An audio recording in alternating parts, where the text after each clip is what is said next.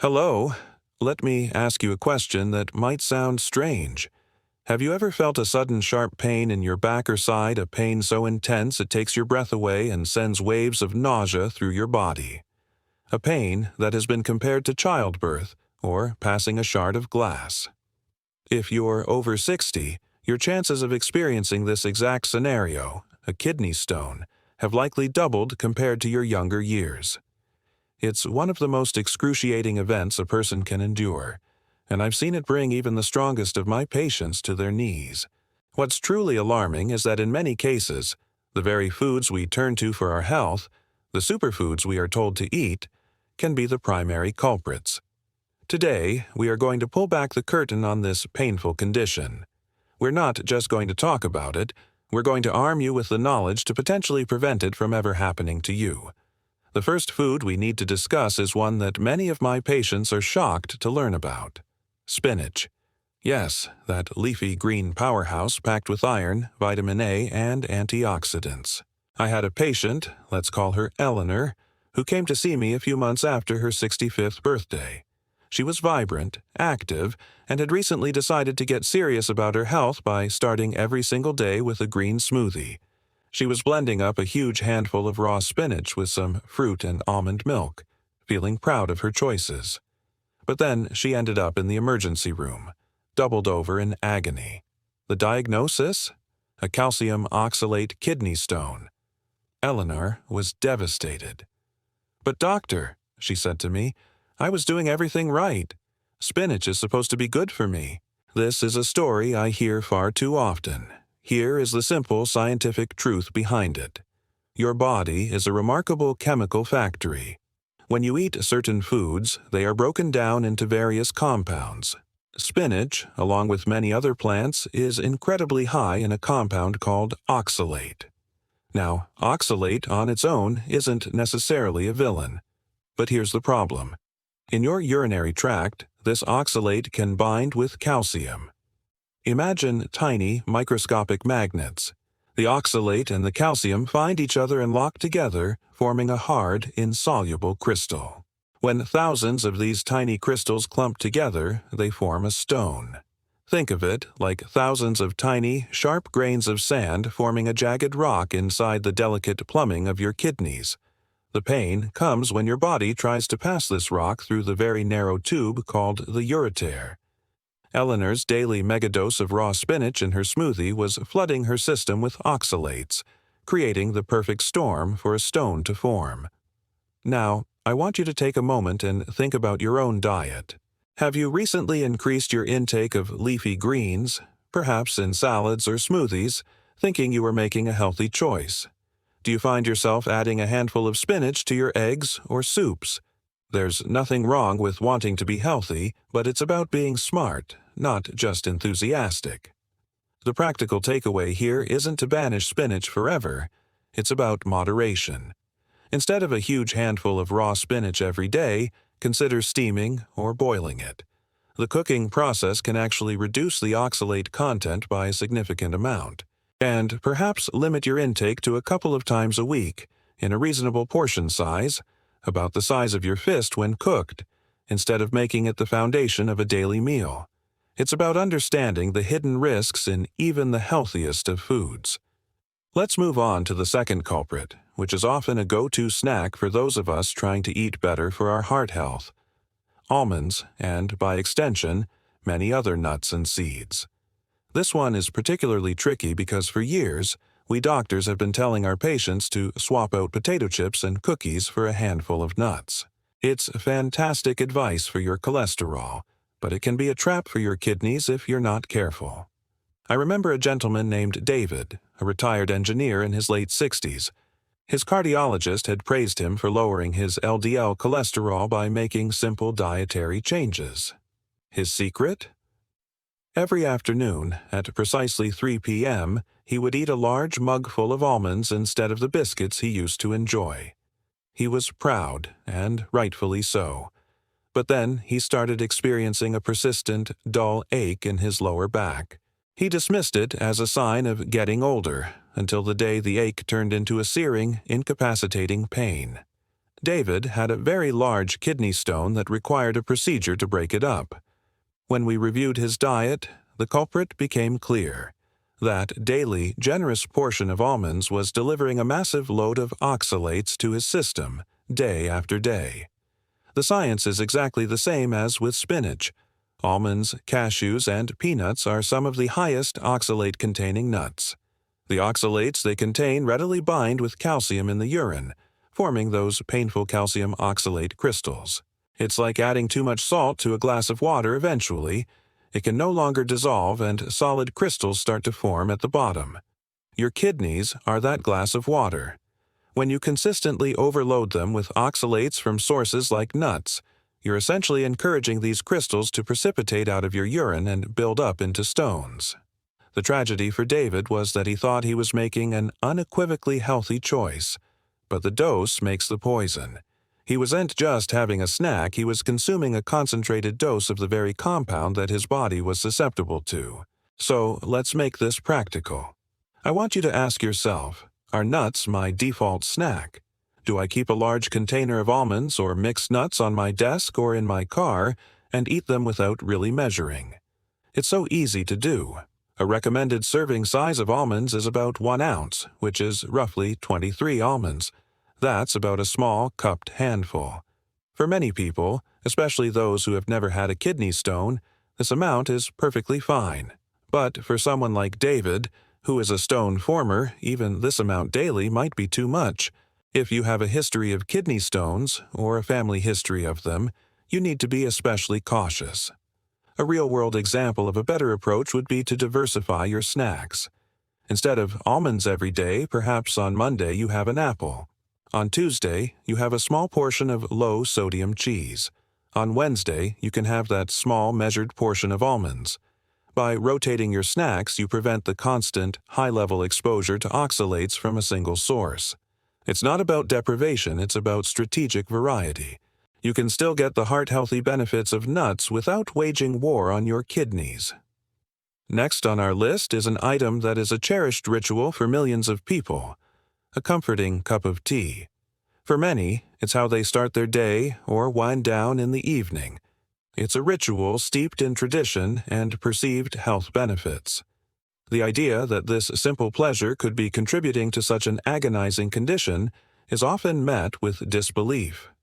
Let me tell you about a patient of mine, a lovely woman named Sarah, who was 72. She had been drinking 3 to 4 cups of strong black tea every single day since she was a young woman. It was her non-negotiable comfort. Over the past few years, she'd had 2 episodes of kidney stones, both requiring medical intervention. She was frustrated and scared, feeling as though her body was betraying her. She ate a balanced diet, she was active, and she couldn't understand what she was doing wrong. We went through her entire daily intake, and the one constant high-volume item was the black tea. She was heartbroken at the thought of giving it up. "Dr. Clark," she said, "that tea is my comfort. It's what gets me through the day." Her story highlights a critical point. It's the cumulative effect over time that can cause the problem. Black tea, particularly when brewed strong, is very high in oxalates. Just like with spinach and almonds, consuming it day in and day out creates a persistently high concentration of oxalates in your urine. Imagine a slow, steady drip of water carving a channel in a rock over decades. In a similar way, a daily habit of drinking high oxalate tea can, for a susceptible individual, create the ideal environment for crystals to form and grow over many years. It is not the single cup of tea that is the problem. It is the relentless daily exposure that tips the scales. The simplified science here involves not just the presence of oxalates, but their concentration. Your kidneys work to filter waste from your blood and excrete it in urine. For stones to form, the urine needs to become supersaturated with crystal-forming substances like calcium and oxalate. This means there are more of these substances than the liquid can hold in solution. Drinking several cups of strong black tea every day is like constantly pouring more and more of these crystal-forming compounds into your system, making supersaturation, and therefore stone formation, much more likely. So, here are my reflective questions for you today. Is a strong cup of tea your go-to beverage throughout the day? Do you find yourself refilling your mug with black tea without a second thought? It's time to assess that habit with a new perspective. The good news is, you don't necessarily have to give up your comforting ritual entirely. A practical strategy is to make some smart swaps. For instance, you could reduce your intake to 1 cup of black tea a day and switch to green tea or herbal teas like peppermint or chamomile for your other cups, as these are generally much lower in oxalates. Another fantastic tip, especially for black tea drinkers, is to add milk. The calcium in the milk can bind with the oxalates in your stomach and intestines before they even get to your kidneys. This allows them to be excreted in your stool rather than your urine, effectively disarming them. Sarah was able to adopt this strategy. She didn't give up her beloved morning tea, but she switched to herbal teas in the afternoon and always added a good splash of milk to her morning brew. She hasn't had a stone since. All right, let's move from the beverage world back to the dinner plate and talk about an incredibly common staple food, the potato. Specifically, white and sweet potatoes. They are filling, affordable, and a foundation of countless meals, from a baked potato with dinner to French fries on the side. Because they are a vegetable, most people view them as a completely harmless, even healthy, part of their diet. But for those prone to kidney stones, the humble potato can be a hidden source of trouble. I had a patient, a gentleman named Frank, 70 years old, who was a meat and potatoes kind of guy. He had successfully managed his type 2 diabetes by cutting down on processed sugars and white bread, but he kept potatoes as a core part of his diet, believing them to be a wholesome, natural carbohydrate. He was particularly fond of baked sweet potatoes, having heard they were a superfood packed with vitamins. He was eating a potato in some form, baked, roasted, or mashed, almost every day. When he came to my office with the telltale signs of a kidney stone, he was completely baffled.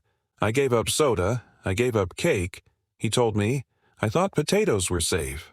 Frank's situation is a perfect example of how a good food can have a bad effect depending on your personal biochemistry. Both sweet potatoes and white potatoes are high in oxalates.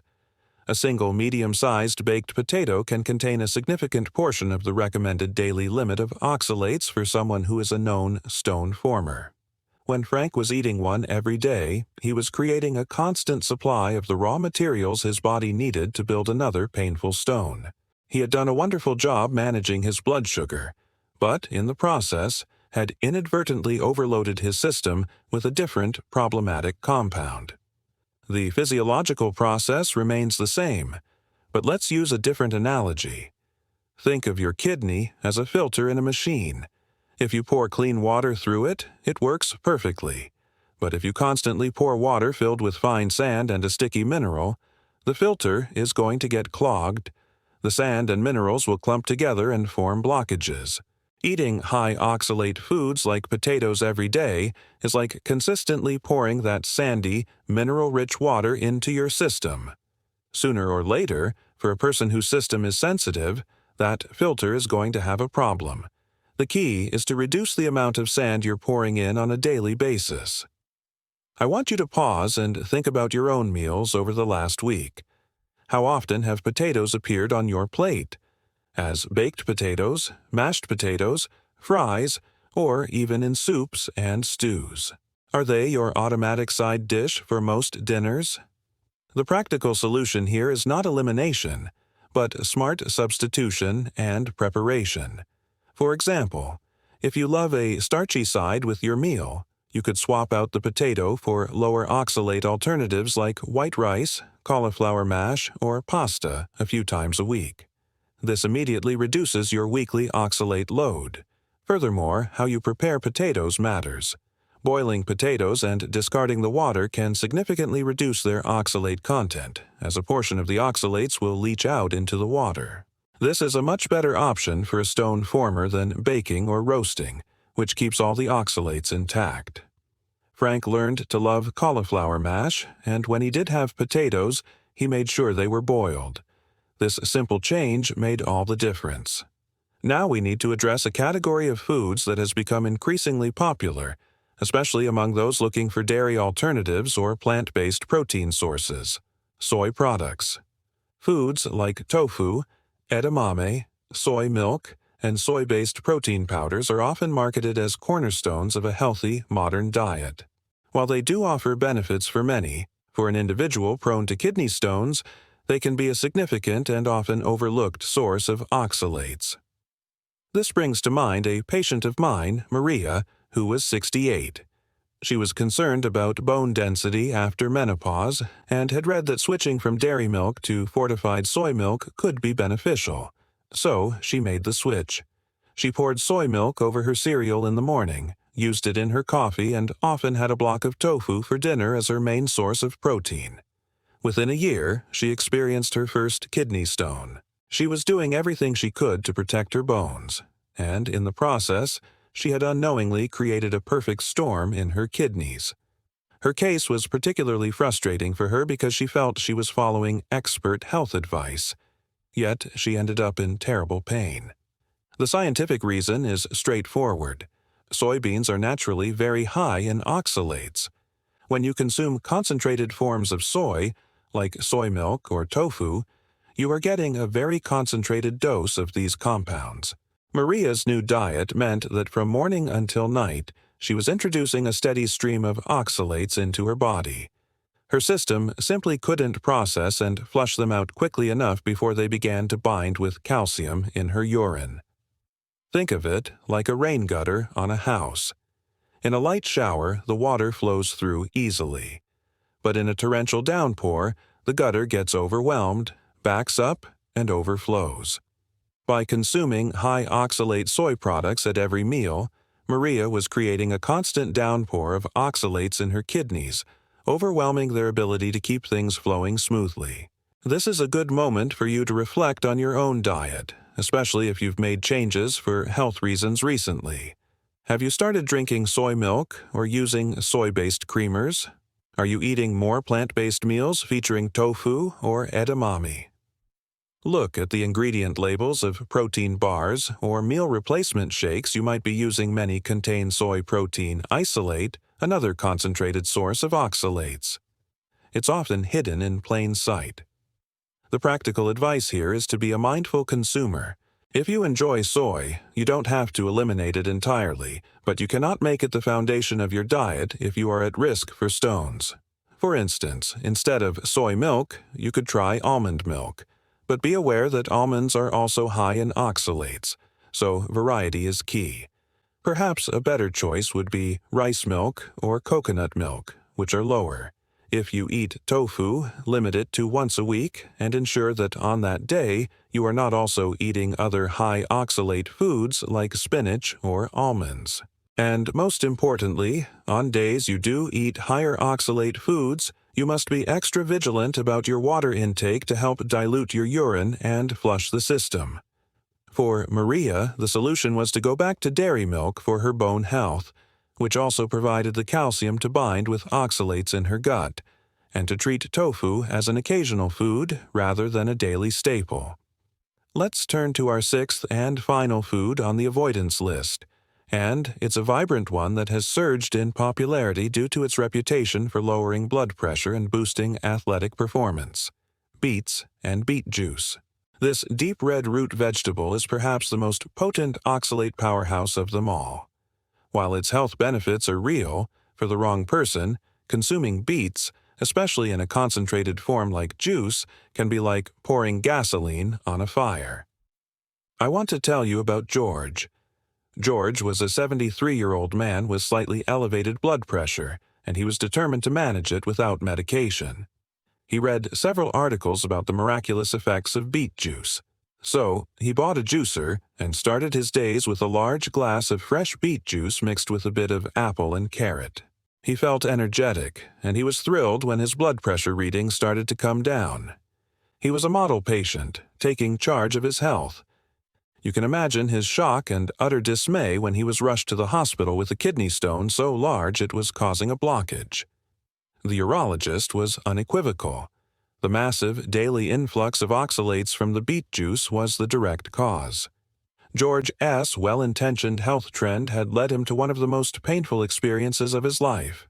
This is a classic example of how health trends can be dangerous if not viewed through the lens of your individual medical history.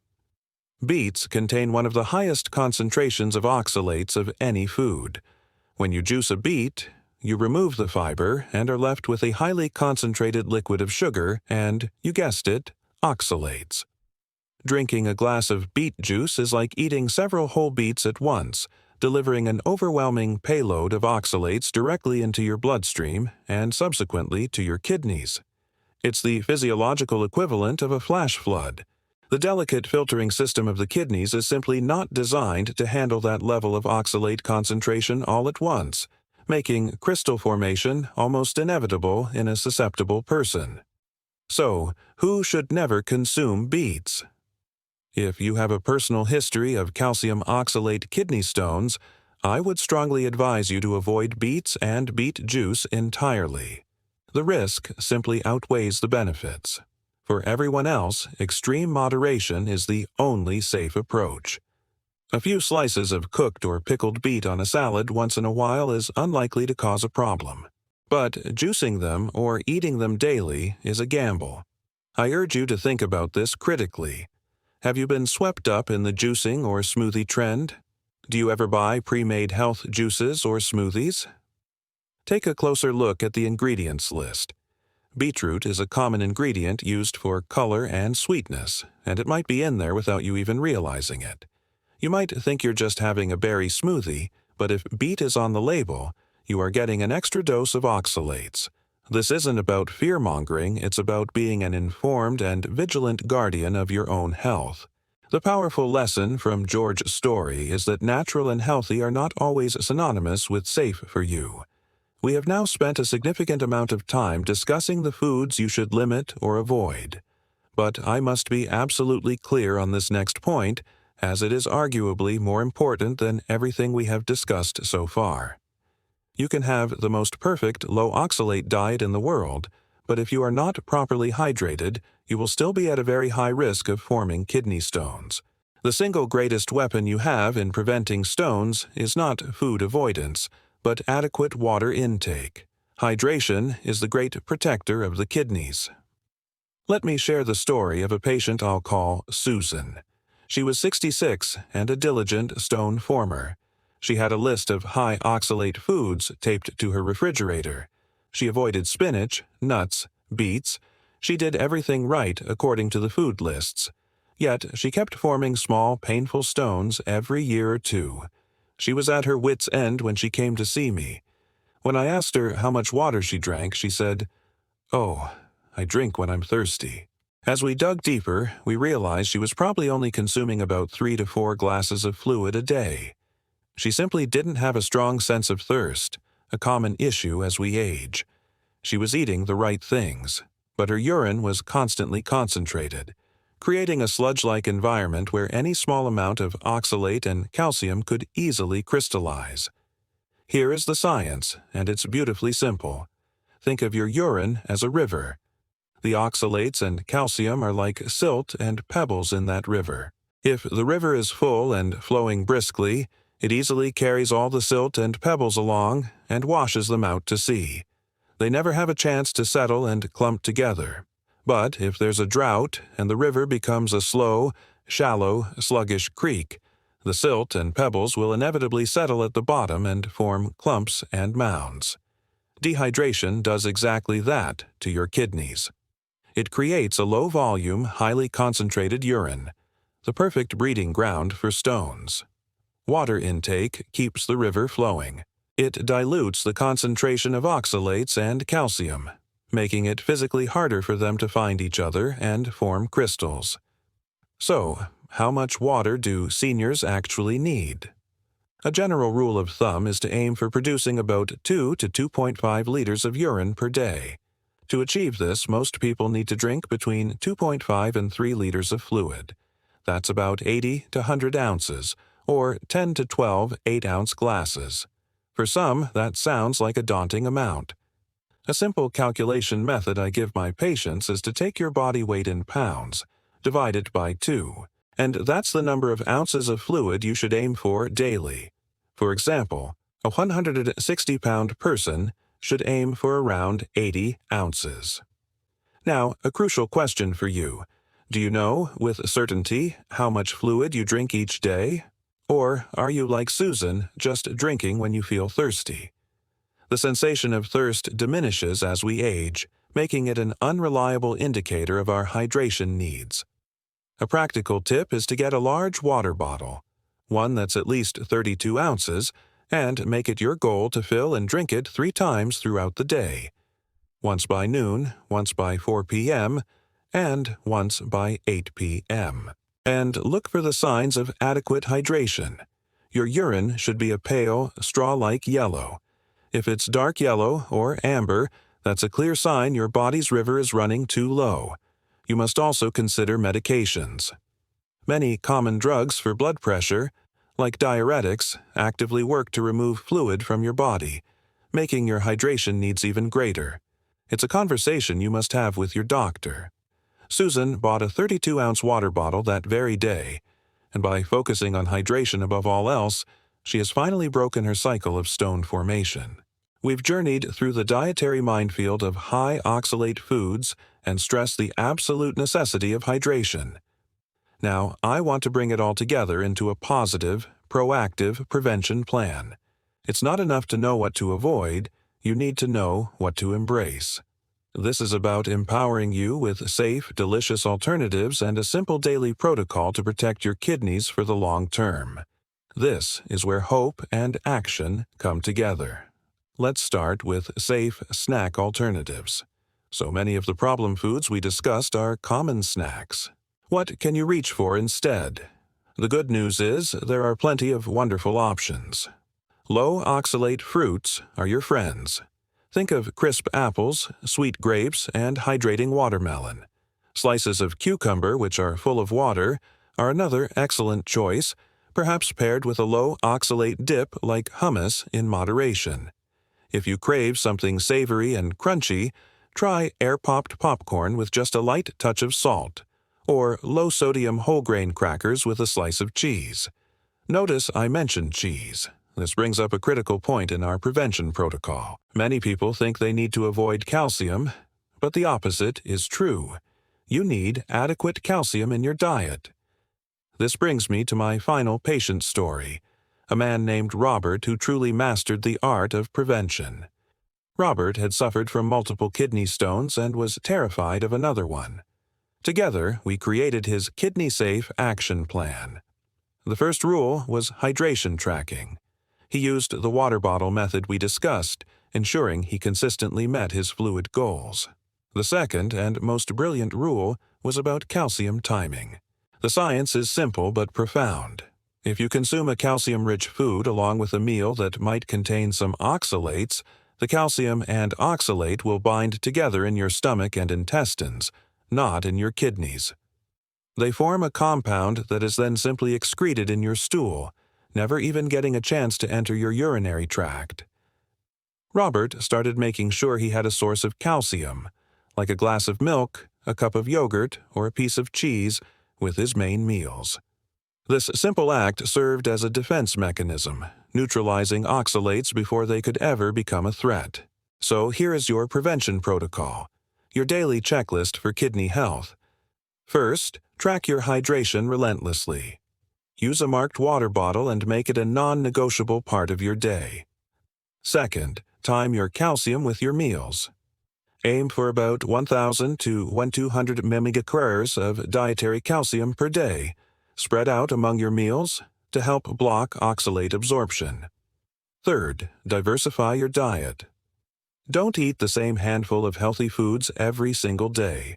Rotate your fruits, vegetables, and snacks to avoid overloading on any single compound. And finally, know when to seek help immediately. If you experience that sudden, severe back or side pain, fever, chills, or nausea, do not wait. See a doctor or go to an urgent care center right away.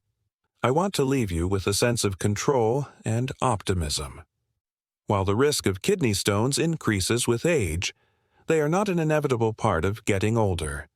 By understanding the role of oxalates, prioritizing hydration above all else, and making smart, strategic dietary choices, you can dramatically reduce your risk. You have the power to protect yourself. It begins with awareness, and it is sustained by consistent, mindful daily actions. Your health is your greatest asset. Guard it with wisdom.